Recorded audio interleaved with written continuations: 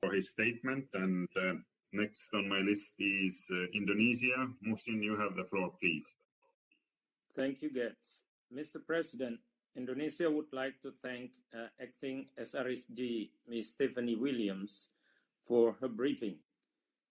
We would also like to thank Ambassador Jurgen Schulz, the chair of the 1970 Sanctions Committee, for delivering the committee's 38th periodic report to the Council.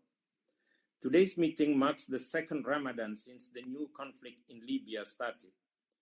Libyans are deprived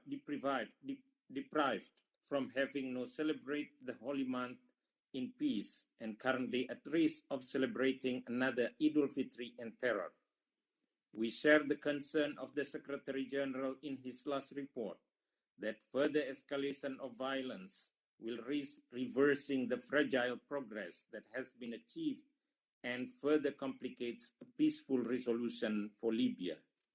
Mr. President, the Council's engagement on Libya has been long and winding.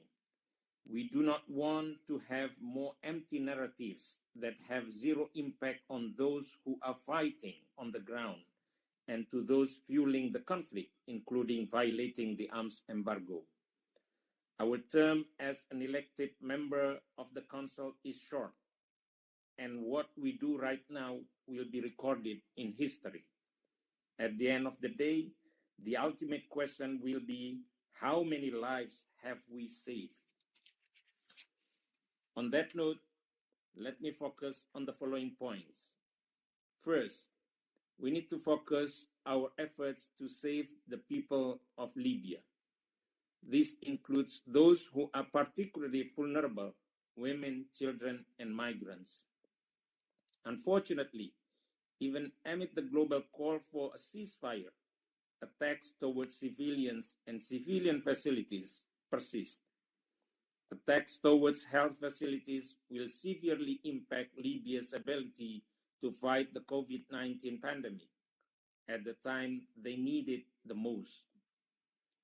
The first quarter of 2020, the number of the civilian casualties in Libya has increased by 45% compared to the last quarter last year, amounting to at least 131 civilians casualties.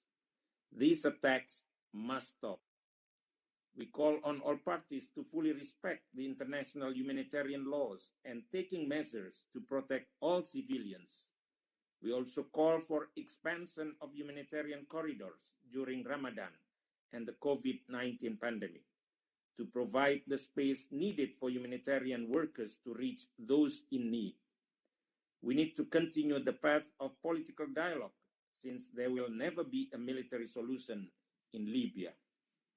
We join the Secretary General's call for all parties to continue communication and move forward with the draft ceasefire agreement produced by the 5+5 Joint Military Commission. We continue to support UNSMIL's work for Libya and call for an immediate appointment of its new SRSG. Second, we continue to support the role of neighbors and regional organizations, including the African Union and the Arab League for Libya. To this end, we echo the appreciation of the Secretary General to the government of Tunisia and Nepal in supporting UNSMIL operations. Third, Indonesia supports all international efforts to bring lasting peace in Libya.